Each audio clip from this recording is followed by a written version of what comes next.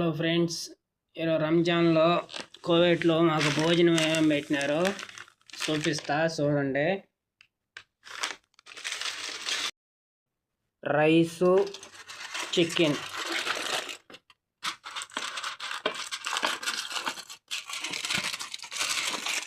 సోర్బా,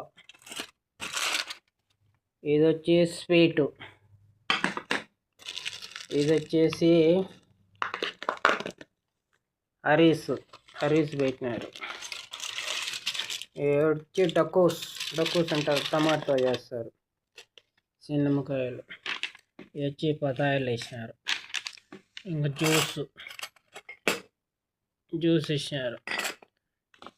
వచ్చి మజ్జిగ, ఖర్జూరము, ఈ ఉల్లగడ్డ, కుబ్బూసు రొట్టెలు, మటన్ వేసి గుమ్మడికాయ ఇచ్చేసినారు. ఇది మా రంజాన్ భోజనం.